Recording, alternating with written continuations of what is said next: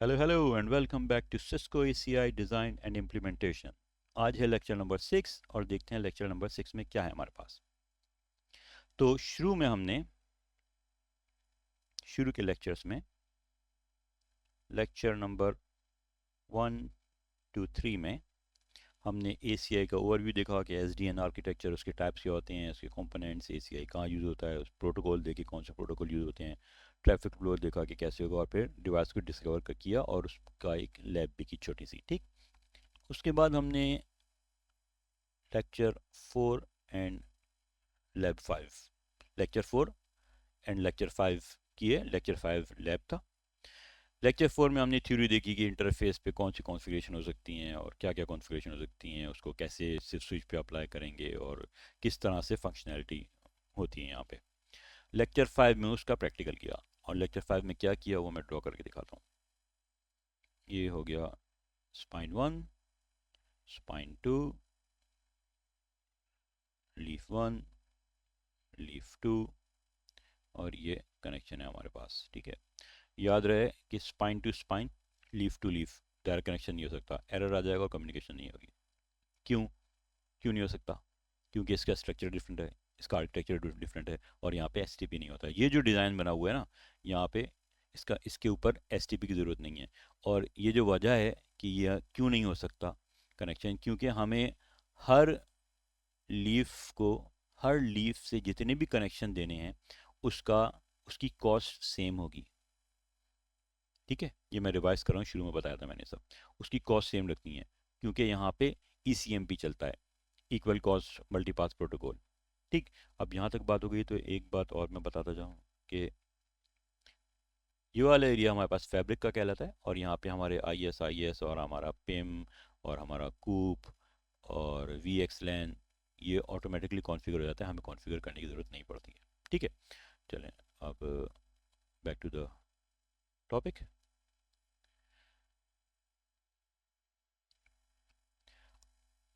Lecture number 5 में हमने क्या किया कि लीव्स की इंटरफेसेस कॉन्फ़िगर की। ठीक है, कॉन्फ़िगर तो कर दी। यहाँ पे हमारा फॉर एग्जांपल एक एंड यूज़र बैठा है, ये हमारा एक सर्वर रखा है, और कलर चेंज करते हैं, और ये हमारा सेम वीलैन में है। पोर्ट्स कॉन्फ़िगर कर दी हैं, लेकिन कम्युनिकेशन नहीं होगी। अच्छा, क्यों नहीं होगी अभी बताता हूँ। ये हमारा एग्जिस्टिंग एनवायरनमेंट है, या आप कह लें ट्रेडिशनल नेटवर्किंग है, या एनसीआई है, नेटवर्क सेंट्रिक इंफ्रास्ट्रक्चर। ठीक है, हमारे पास ये कैटलिस्ट स्विच लगा हुआ है, इस स्विच में ये सारी पोर्ट्स कॉन्फ़िगर हैं, यहाँ एक यूज़र बैठा है, यहाँ एक यूज़र बैठा है। ठीक है, अब जब ये कॉन्फ़िगरेशन हो गई तो मैंने क्या किया कि दोनों यूज़र को सेम वीलैन में डाल दिया, वीलैन 10 में डाल दिया। कम्युनिकेशन होगी, हो जाएगी। क्यों हो जाएगी? क्योंकि एनसीआई में ऐसा ही काम होता है कि जो कम्युनिकेशन है वो डिपेंड करती है वीलैन के ऊपर, या सबनेट के ऊपर, या ब्रॉडकास्ट डोमेन के ऊपर। यहाँ पे वीलैन सेम है, वीलैन सेम है का मतलब है सबनेट सेम है, तो कम्युनिकेशन हो जाएगी। और हमारे पास यहाँ पे भी वीलैन सेम कर देता हूँ मैं। ठीक है, दोनों वीलैन 10 में कम्युनिकेशन होगी? नहीं होगी। क्यों नहीं होगी? क्योंकि एसीआई कहता है भाई वीलैन, सबनेट और ब्रॉडकास्ट डोमेन के ऊपर कम्युनिकेशन डिपेंड नहीं करती।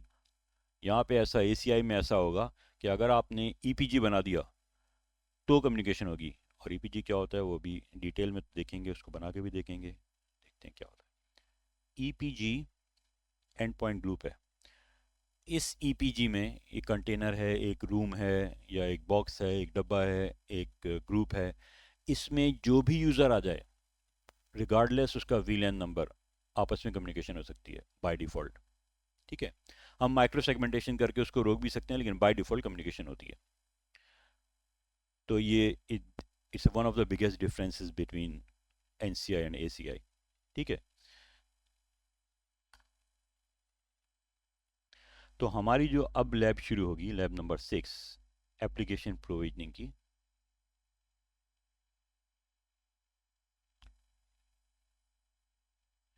इसमें बेसिकली हम टेनियर्स बनाएंगे। अभी देखते हैं 2 मिनट के बाद कि टेनियर्स क्या है। ये जितनी टर्म्स यहाँ यूज़ हो रही हैं, वी आर एफ और ब्रिज डोमेन क्या है, और एंड पॉइंट ग्रुप्स तो मैंने बता दिए यहाँ पे क्या, और दोबारा देखेंगे इसको, और कॉन्ट्रैक्ट्स क्या है। लैब स्टार्ट करने से पहले ये सारी टर्म्स को देखते हैं कि इसका क्या मतलब है, और फिर लैब स्टार्ट करेंगे तो ज़्यादा बेटर वे में लैब समझ में आएंगी। ओके, तो जब हम डेटा प्लान की बात करते हैं एसीआई में, तो सबसे पहले हमारे पास जो एंटिटी आती है, जो ऑब्जेक्ट हमें बनाना होता है, या आप इसको कह लें कंटेनर बनाना होता है, या हायर लेवल ऑफ वीआरएफ बनाना होता है, या एक कह लें बिल्डिंग बनानी होती है। आज मैं इसको ड्रॉ करके दिखाता हूँ। उसको कहते हैं टेनेंट।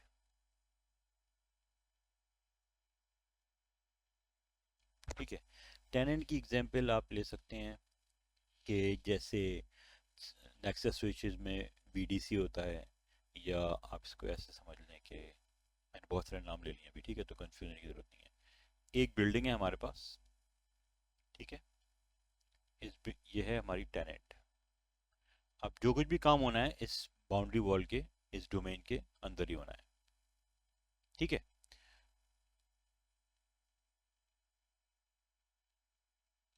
अब इस बिल्डिंग के अंदर डिफरेंट फ्लोर्स हैं हमारे पास, ठीक है। अब फ्लोर के ऊपर के अंदर हमारे पास डिफरेंट ऑफिसेज हैं,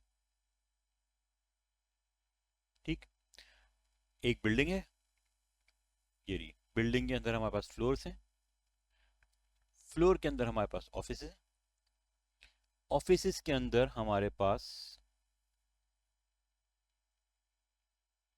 ईपी, एंड पॉइंट, या कंप्यूटर या यूजर बैठा हुआ है, ठीक है। अब ये है जैसे कि एक बड़ा बॉक्स लें, उसके अंदर एक छोटा बॉक्स, उसके अंदर एक छोटा बॉक्स, इस तरह से बॉक्स के अंदर बॉक्स है, मतलब ये डब्बे में डब्बा है, ठीक है। तो टेनेंट ये, और जो ए सी आई की जो कहना चाहिए टेनेंट मॉडल या कॉन्सेप्चुअल डायग्राम है, वो ये मैं अभी समझा रहा हूँ, ठीक है। अब हमारे पास एक है टेनेंट,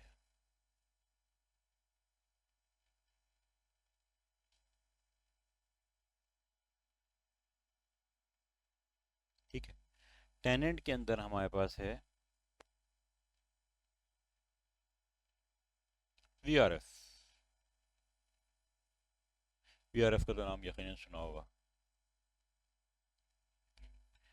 वी आर एफ के अंदर, वी आर एफ हमारा जैसे कि हमारी नॉर्मल किसी भी डिवाइस पे जैसे वी आर एफ कॉन्फ़िगर करते हैं, वैसे ही it's like a V R F on any other kit of the network, या इसको कह लें logical segregation of IP routing table है, ठीक है।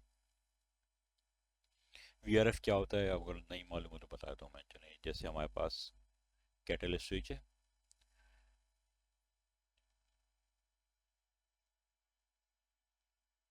इन दो पोर्ट से हमारा क्लाइंट ए कनेक्ट है, इन दो पोर्ट से हमारा क्लाइंट बी कनेक्ट है। अब मैं ये चाहता हूँ कि ये दोनों रूटिंग टेबल एक दूसरे के लिए एक्सपोज नहीं हो, और एक प्रॉब्लम ये भी हो सकती है कि ये वाला हमारा क्लाइंट यूज़ कर रहा है 192.168.1.1, और ये वाला भी सेम यूज़ कर रहा है। अब मैं ये तो नहीं कर सकता हर क्लाइंट से जाके कहूँ भाई तुम्हें ये यूज़ नहीं करना है, तुम्हें ये सबनेट यूज़ करना है। तो अब मैं क्या करूँगा, अगर मेरे पास एक ही शेयर्ड डिवाइस है और ओवरलैपिंग हो रही है आईपीज़ में, या दोनों सेम आईपीज़ यूज़ करें दो क्लाइंट, तो मैं क्या करूँगा, तो मैं करूँगा कि जो मेरा ये स्विच है इस पर वी आर एफ बना दूंगा। एक वी आर एफ ये रहा, एक वी आर एफ ये रहा, मतलब मैंने फिजिकल डिवाइस के ऊपर लॉजिकल सेग्रीगेशन कर दी है।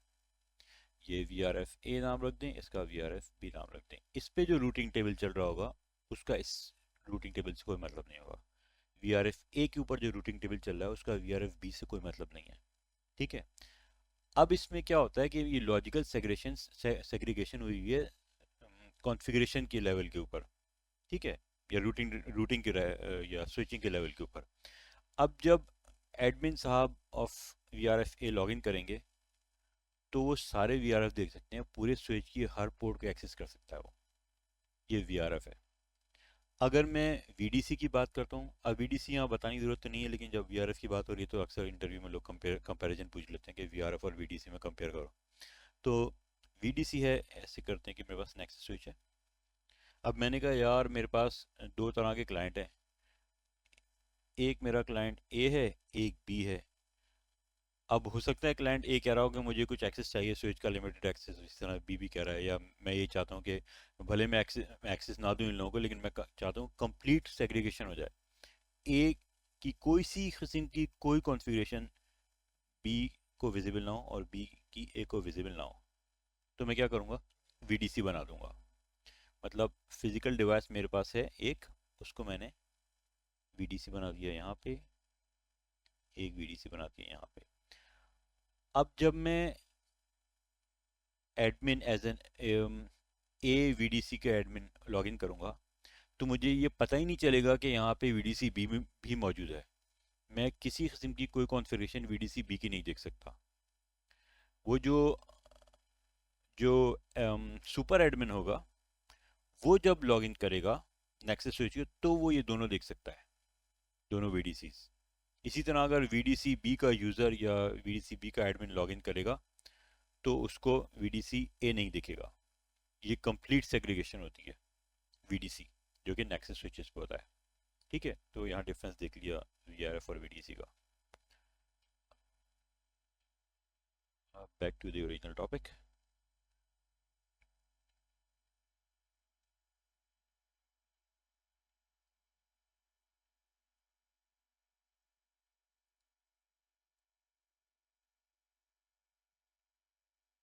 ओके, तो अभी तक हमने देखा कि टेनेंट क्या है। एक बिल्डिंग है या एक बड़ा कंटेनर है, उसके अंदर वीआरएफ है, और वीआरएफ के अंदर है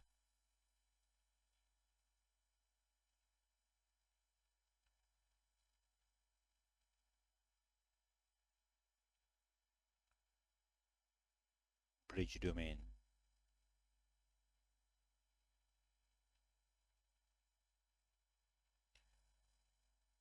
ब्रिज डोमेन जो है वो एक ये भी कंटेनर ही है, और ये मल्टीपल सबनेट्स को कैरी करता है। इसको हम वी लैन नहीं कह सकते, या ये कह लें कि ये वी एक्स लैन है, या ये कह लें कि चलो ये वी लैन है, लेकिन इसके अंदर डिफ़ॉल्ट गेटवे भी है। ठीक है, तो आप ये समझ लीजिए एक तरह से ये वी एक्स लैन या वी लैन है जिसमें मल्टीपल सबनेट्स हो सकते हैं, और इसके साथ इसमें डिफ़ॉल्ट गेटवे भी है। जो एंड यूज़र, ये एंड पॉइंट जब अपने डिफ़ॉल्ट गेटवे को एक्सेस करेगा, तो बेसिकली वो ब्रिज डोमेन पे आ रहा होता है। एंड पॉइंट अभी दिखाते हैं कहाँ से आएगा। ठीक है, या ये कह रहे हैं कि ये एक एडवांस किस्म का वीलैन है जिसमें कि आपके पास डिफ़ॉल्ट गेटवे होता है।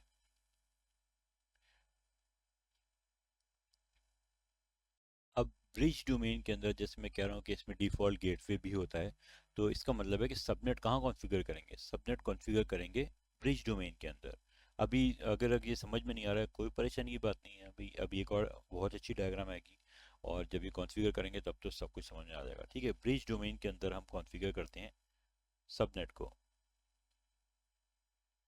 जो भी हमारे सबनेट्स बनेंगे, जैसे कि 10.1.1.254/24। ये मैंने क्या कॉन्फ़िगर किया है, ये सबनेट नहीं है, ये तो मैंने डिफ़ॉल्ट गेटवे कॉन्फ़िगर कर दिया है। तो जैसे ही हम डिफ़ॉल्ट गेटवे कॉन्फ़िगर करेंगे, वो जो एपिक है आपका बहुत अक्लमंद है, वो खुद समझ जाएगा कि भाई इसका ये मतलब है कि मुझे सबनेट ये यूज़ करना है, और ये भी करके देखेंगे समझ में आ जाएगा। और ब्रिज डोमेन के अंदर ही हमारे पास एप्लीकेशन प्रोफाइल या एप्लीकेशन नेटवर्क प्रोफाइल होती है। अभी बताता हूँ क्या होता है। Application profile basically combination of EPGs होता है, एंड पॉइंट ग्रुप्स। ठीक है, हो सकता है थोड़ा कंफ्यूजिंग हो रहा हो, लेकिन अभी नेक्स्ट डायग्राम में समझ में आ जाएगा। इसमें क्या हो रहा है कि आप जहन में जो जो कॉन्सेप्ट वैसे बनाना है कि आपके पास एक बिल्डिंग है जो अभी बनाई थी, फिर फ्लोर्स हैं, उसके अंदर ऑफिस हैं, उसके अंदर आपके एंड पॉइंट्स या यूजर्स बैठे हुए हैं। बिल्डिंग आपकी टेनेंट हो गई, फ्लोर आपका वीआरएफ हो गया, ऑफिस आपका ब्रिज डोमेन हो गया। इसी तरह से आपके जो केबिन कह लें, आप एक केबिन भी बना लें, आपके क्यूबिकल हैं, वो आपके एप्लीकेशन प्रोफाइल्स हैं, और कॉम्बिनेशन ऑफ ईपीजीज जो है वो आता है, वो बेसिकली होता है एप्लीकेशन प्रोफाइल। ठीक, अब इसकी एक अच्छी वाली डायग्राम देखते हैं जो मैंने बनाई है। ये डायग्राम जो है ACI टेनेंट मॉडल या कॉन्सेप्चुअल डायग्राम, ये आपको इस तरह की या सिमिलर डायग्राम इंटरनेट में बहुत मिलेंगी, क्योंकि इसके कॉन्सेप्ट को समझने के लिए ये बेस्ट डायग्राम है। जहाँ तक मुझे याद है कि सिस्को की भी किसी वेबसाइट के ऊपर किसी डॉक्यूमेंट में मैंने इस तरह की सिमिलर डायग्राम देखी थी। तो सबसे पहले आपका टेनेंट बना हुआ है जो आपका टॉप लेयर है। ठीक है, या टॉप ऑब्जेक्ट है या टॉप लेवल है आपका। टेनेंट के अंदर टेनेंट का आप कुछ भी नाम रख सकते हैं। वो मैंने टेनेंट 1 रखा हुआ है, यहाँ पे आप कुछ और रख दीजिए। टेनेंट के अंदर है आपका VRF। ठीक है, VRF के अंदर आपका है ब्रिज डोमेन। ब्रिज डोमेन में बेसिकली आपके सबनेट्स होते हैं, आपके SVI होता है, और आपके एप्लीकेशन प्रोफाइल होता है। एप्लीकेशन प्रोफाइल क्या है? Application profile is a combination of EPGs। और EPG क्या है? EPG तो खुद एक ग्रुप है, एंड पॉइंट ग्रुप। अगर एंड पॉइंट ग्रुप को, मल्टीपल एंड पॉइंट ग्रुप को एक साथ कंबाइन कर दिया, एक कंटेनर बंद कर दें, तो वो बेसिकली एप्लीकेशन नेटवर्किंग प्रोफाइल या एप्लीकेशन प्रोफाइल के बॉक्स में बंद होगा।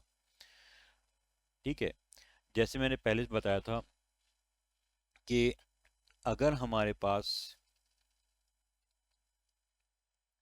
यूजर्स जो हैं वो सेम वीलैन या डिफरेंट वीलैन से हैं, रिगार्डलेस ऑफ वीलैन, अगर वो सेम EPG में है तो वो कम्युनिकेशन हो सकती है यहाँ पे। ठीक है, जैसे यहाँ पे हमारे पास एक ये है, ऑरेंज वाला यूज़र डिफरेंट वीलैन से है, ग्रीन वाला यूज़र डिफरेंट वीलैन और डिफरेंट सबनेट से है। लेकिन यहाँ पे डायरेक्ट कम्युनिकेशन हो सकती है विदाउट एनी कॉन्ट्रैक्ट। कॉन्ट्रैक्ट क्या है ये पहले भी बता चुका हूँ, फिर बताता हूँ। कॉन्ट्रैक्ट बेसिकली आपका एक एडवांस किस्म का ACL होता है, जो ये बताता है कि सोर्स IP ये है, सोर्स पोर्ट ये है, डेस्टिनेशन IP ये है, डेस्टिनेशन पोर्ट ये है, और आप इसको कम्युनिकेशन अलाउ कर दें। ये होता है आपका EPG, ये सॉरी ये होता है आपका होता है कॉन्ट्रैक्ट। या आप इसको ऐसे कह लेंगे, पॉलिसीज बिटवीन EPGs, ये होता है आपका कॉन्ट्रैक्ट। और जब भी दो डिफरेंट EPGs में कम्युनिकेशन करानी होती है, भले दोनों डिफरेंट EPGs में VLAN के यूज़र सेम है, देखें ऑरेंज यहाँ भी है, ऑरेंज यहाँ भी है, लेकिन यहाँ पे क्योंकि ये डिफरेंट EPGs में है तो VLAN से कोई मतलब नहीं है, कोई भी VLAN हो, डिफरेंट EPGs में है तो आपको कॉन्ट्रैक्ट चाहिए। कॉन्ट्रैक्ट यूज़ करें, या एक सर्विस होती है सर्विस ग्राफ, वो यूज़ करते हुए आप उसको डिटेल में देखना चाह रहे हैं, या DPI डीप पैकेट इंस्पेक्शन कराना चाह रहे हैं, तो वो भी पॉसिबल है यूजिंग इस एपिक। तो अभी इसको सिंपल रखते हैं, सिर्फ कॉन्ट्रैक्ट की बात करते हैं। तो as long as users are in the same EPG, we do not need contract. लेकिन अगर यूजर्स डिफरेंट EPGs में हैं तो हमें कॉन्ट्रैक्ट चाहिए। ठीक है, अब यहाँ पे दो यूजर्स जो हैं वो डिफरेंट EPGs में हैं, हमें जैसे मैंने कहा कॉन्ट्रैक्ट चाहिए। अब यही दो यूजर जो हैं या दो EPGs डिफरेंट ब्रिज डोमेन में हो सकते हैं। ये रहा, EPG कहीं भी रखा हुआ है, डिफरेंट ब्रिज डोमेन में है या डिफरेंट VRF में है या डिफरेंट टेनेंट में है, तो हमें कॉन्ट्रैक्ट चाहिए ही चाहिए। बस कॉन्ट्रैक्ट कब नहीं चाहिए? जब सारे यूजर एक ही कंटेनर में या एक ही EPG में होंगे, तो हमें नहीं चाहिए कॉन्ट्रैक्ट। अच्छा, इसको मैं ऐसे भी समझाता हूँ कि जो हमारे पास नेटवर्क सेंट्रिक इंफ्रास्ट्रक्चर होता है, जो हमारी एग्जिस्टिंग वे ऑफ नेटवर्किंग है, जिसमें सारी कम्युनिकेशन डिपेंड कर रही होती है VLAN या सबनेट के ऊपर। तो मैं अभी इसको ड्रॉ करके दिखाता हूँ यहाँ पे।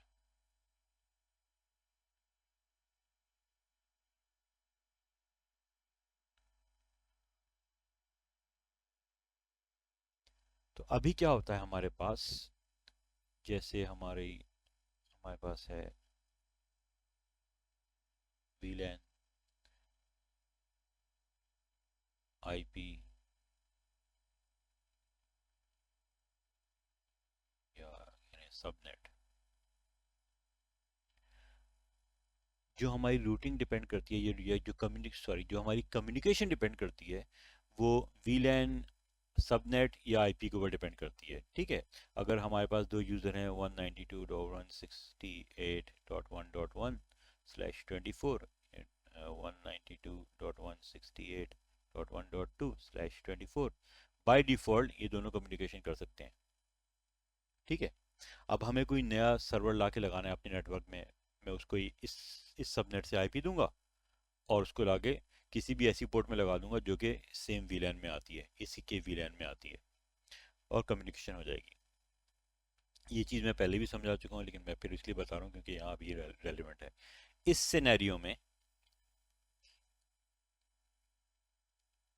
वीलैन, ब्रॉडकास्ट डोमेन, सबनेट एक ही बात होती है। जो हमारा एक वीलैन है वो एक ब्रॉडकास्ट डोमेन है, और उसी वीलैन के अंदर एक सबनेट चल रहा है। मल्टीपल सबनेट नहीं आएंगे, एक ही सबनेट चल रहा है। ठीक है। और हमारे जो एसीआई इन्वायरमेंट है उसमें इसका नाम, इस टेक्नोलॉजी या इस वे ऑफ वर्किंग को हम कहते हैं ईपीजी। मतलब कि एनसीआई में जो कम्युनिकेशन है वो डिपेंड करती थी वीलैन या ब्रॉडकास्ट डोमेन या सबनेट के ऊपर। ये मैंने सबनेट की स्पेलिंग गलत कर दी थी, सबनेट के ऊपर। लेकिन एपिक में या एसीआई में जो कम्युनिकेशन है वो डिपेंड करती है आपके ईपीजी के ऊपर। आप भूल जाइए कि वीलैन क्या है, भूल जाओ कि ब्रॉडकास्ट डोमेन क्या है, आपका सबनेट क्या है, सब भूल जाओ। और ये याद रखो कि as long as user same EPG में कम्युनिकेट करेगा। ये मैं बार बार इसलिए बता रहा हूँ क्योंकि अभी जो लैब हमारे पास शुरू हो रही है उसमें हम ईपीजी बनाएंगे, कॉन्ट्रैक्ट बनाएंगे, और उसी से कम्युनिकेशन होगी फिर। ठीक है, तो एक दफ़ा क्विक इसको रिकैप करते हैं। टेनेंट जो है वो टॉप लेवल ऑब्जेक्ट होता है, या आपका हायर लेवल ऑफ वीआरएफ होता है, या आपका ऑर्गेनाइजेशन या कंटेनर होता है बड़ा सा। ठीक है, उस बड़े से कंटेनर के अंदर आपके पास वीआरएफ बना होता है। वीआरएफ क्या है? लॉजिकल सेग्रीगेशन होती है आपकी किसी भी स्पेस की या किसी भी स्विच की। उसके बाद आपके पास आता है ब्रिज डोमेन। यहाँ पे ब्रिज डोमेन जो हम एसीआई एनवायरनमेंट में यूज़ करते हैं उसके अंदर हम बनाते हैं मल्टीपल सबनेट्स बना सकते हैं। एक भी बना सकते हैं और 10 15 20 जितने मर्जी है उतने सबनेट बना सकते हैं। ठीक है, तो ब्रिज डोमेन को मैंने भी बताया कि हम इसको एडवांस वी लैन कह लें या वी एक्स लैन कह लें, कि जिसके अंदर मल्टीपल सबनेट्स आ सकते हैं, और साथ में इसका डिफ़ॉल्ट गेटवे भी होता है। ठीक, जो सबनेट बनाएंगे उसका डिफ़ॉल्ट गेटवे यहीं पे होता है ब्रिज डोमेन में। अब इसके बाद हमारे पास है application profile. Application profile basically containers for grouping of EPGs है। आपने बहुत सारे एंड पॉइंट को ग्रुप कर दिया और एक कंटेनर में बंद कर दिया, और एप्लीकेशन प्रोफाइल पे आपने पॉलिसीज लगा दी। तो वो जो पॉलिसी लगाएंगे ना आप, पूरे कंटेनर में जितने भी ईपीजी हैं सब पे लग जाएगी। ठीक है। आपने क्या किया कि आपने 10 ईपीजी लिया और एक रूम में बंद कर दिए। अब उस रूम के ऊपर जो पॉलिसी लगाओगे ना उस हर ईपीजी पे लग जाएगी। तो बॉक्स के अंदर बॉक्स ही हो रहा है, डब्बे में डब्बा हो रहा है यहाँ पे। उसके बाद हमारे पास एक टर्म आती है कॉन्ट्रैक्ट, जो मैंने अभी भी बताई। कॉन्ट्रैक्ट क्या करती है? कॉन्ट्रैक्ट बेसिकली एसीएल है, जो कि ये बताती है कि source IP, source port, destination IP, destination port क्या है। इसके ऊपर वो कम्युनिकेशन, इसके ऊपर बेस करती है कम्युनिकेशन के कौन से यूज़र किस यूज़र से किस पोर्ट पे कम्युनिकेट कर सकता है। ठीक, ये थी इसकी क्लीन साफ सुथरी डायग्राम, टेनेंट मॉडल या कॉन्सेप्चुअल डायग्राम है एसीआई की वर्किंग की।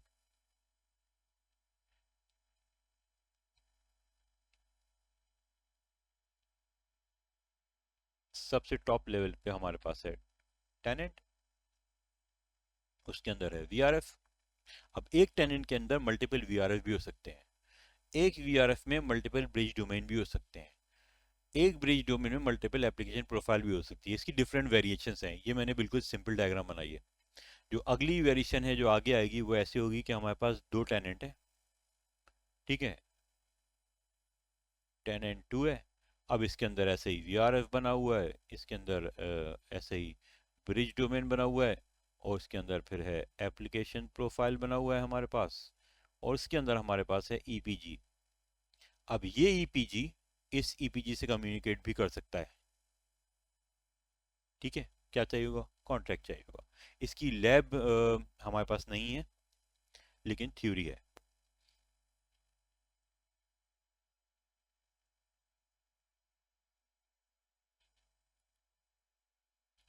सॉरी, इसकी लैब है हमारे पास और थ्योरी भी है।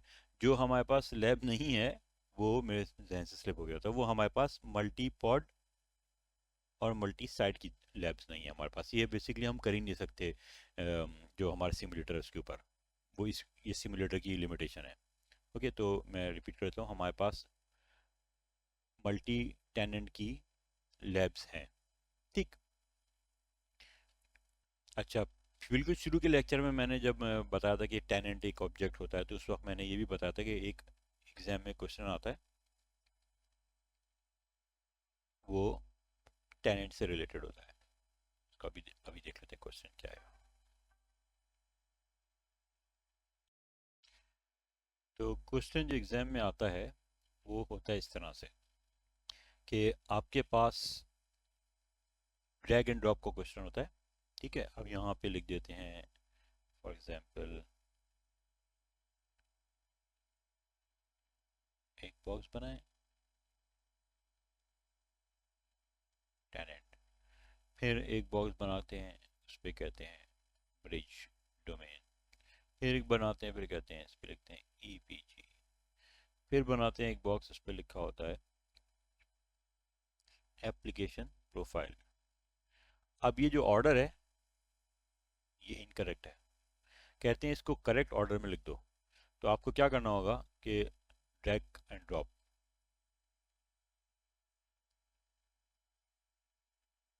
टेनेंट उठाया और सबसे ऊपर आ गया टेनेंट, ये सही पोजीशन है।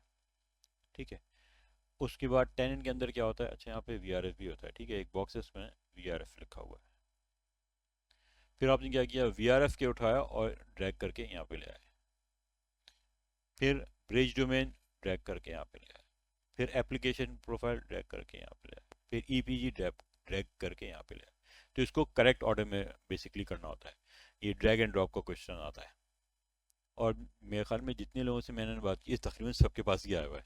तो ये सिर्फ सीक्वेंस को याद भी करने की ज़रूरत नहीं है, करेक्ट ऑर्डर याद करने की ज़रूरत नहीं है, इस कॉन्सेप्ट को समझ लें। जो कॉन्सेप्चुअल डायग्राम है इसको समझ लें, तो खुद ही वो समझ में आ जाएगा कि कौन किस क्या करेक्ट ऑर्डर क्या है। और इस डायग्राम में जो मैंने ये टेनेंट का नाम यू आई टी ए रखा हुआ है, या V R F S H रखा हुआ है, ये हम जो अभी डायग्राम जो हम अभी जो लैब करेंगे उसमें यही सारे नाम यूज़ होंगे, इसलिए मैंने एग्जाम्पल भी वही दी है, वही नाम दिए जो हम अभी यूज़ करेंगे। यू आई टी ए या V R F S H है, bridge domain B D one है, application profile sales app profile है, ये ई पी जी का नाम है सेल्स क्लाइंट। ठीक, तो ये हमारे पास डायग्राम है। अब देखते हैं लैब में हमें क्या अचीव करना है। इस डायग्राम में जो हम पहले देख चुके हैं पिछली लैब में, हम अभी तक ये इंटरफेसेस सारे कॉन्फ़िगर कर चुके हैं। ठीक है, वीलैन कॉन्फ़िगर नहीं किया हमने, लेकिन हमने ये बताया कि कौन कौन से वीलैन यूज होंगे। ठीक है, हमने ये नहीं बताया अभी तक कि इस इंटरफेस के ऊपर कौन सी वीलैन है, ये नहीं बताया, ये बताया कौन से यूज हो सकते हैं। एक रेंज बता दी है 1 से लेके शायद आई थिंक 500 तक बताया था। ठीक, L2 आउट की पोर्ट कॉन्फ़िगर की, L3 आउट की पोर्ट कॉन्फ़िगर की, क्लाइंट सर्वर ये सारी पोर्ट्स कॉन्फ़िगर कर चुके हैं। अब जो लैब है उसमें हमें क्या करना है, बेसिकली हमें कॉन्फ़िगर करना है पॉलिसीज़, ऐसे कॉन्फ़िगर करनी है पॉलिसीज़ कि क्लाइंट कम्युनिकेट करे फ्रंट एंड सर्वर से, और फ्रंट एंड कॉन्फ़िगर कम्युनिकेट करे सेल्स बैकएंड सर्वर से। तो बेसिकली हमें ये अचीव करना है, जो लैब है उसमें हमें ये अचीव करना है, सेल्स क्लाइंट का ईपीजी, फिर सेल्स फ्रंट एंड सर्वर का ईपीजी, फिर sales black sorry back end server का ईपीजी। ठीक है, तो सबसे पहले तो हम टेनेंट बनाएंगे,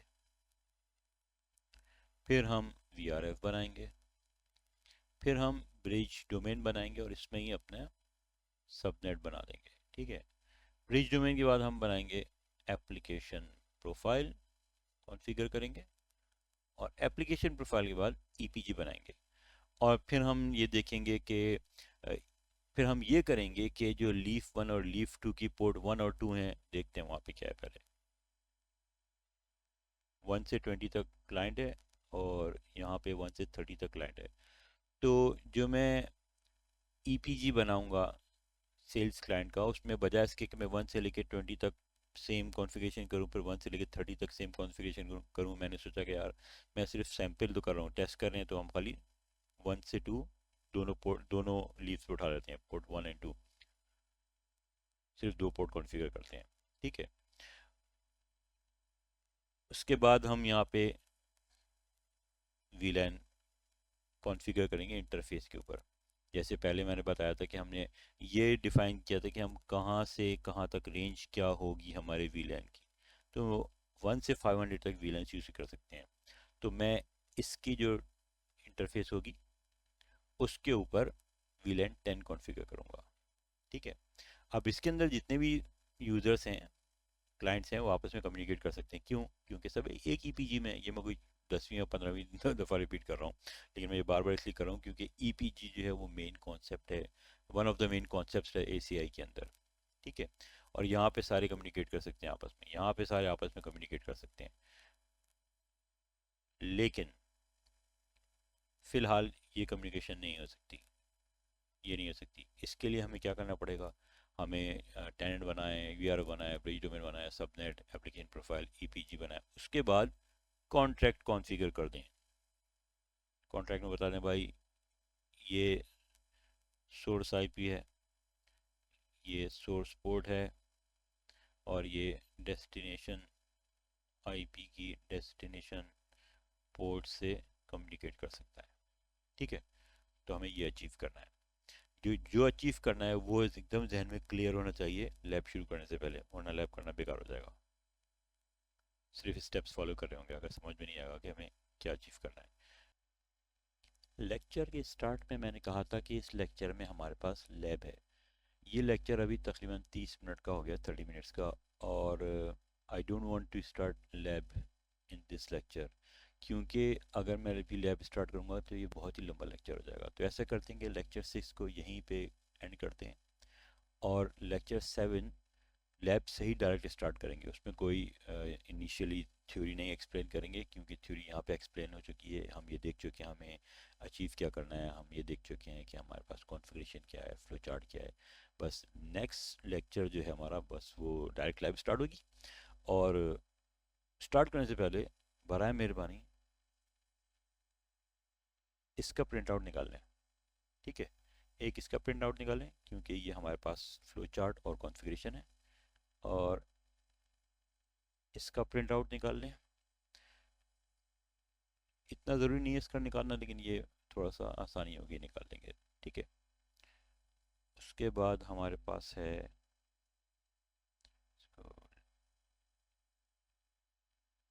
इस डायग्राम का प्रिंट आउट निकाल लें। तो ये डायग्राम और फ्लो चार्ट और कॉन्फ़िगरेशन, इस सब के प्रिंट आउट निकाल लें तीनों। और नेक्स्ट लेक्चर जो है वो हम सिर्फ लैब्स करेंगे, ठीक। अगर कुछ समझ में नहीं आया तो भाई एज़ यूजुअल वही कहूँगा कि दोबारा से लेक्चर देख लें, और अगर फिर भी समझ में नहीं आए तो नीचे कमेंट्स में लिख दें उस पॉइंट को, या जो चीज़ समझ में नहीं आ रही है उसको एक्सप्लेन कर देंगे, ठीक है। थैंक यू फॉर वॉचिंग, और thank you for your time and patience, और थैंक यू वापस आके वीडियो देखने के लिए, और thank you in advance lecture number 7 देखने के लिए जो कि लैब है। Thanks again and bye.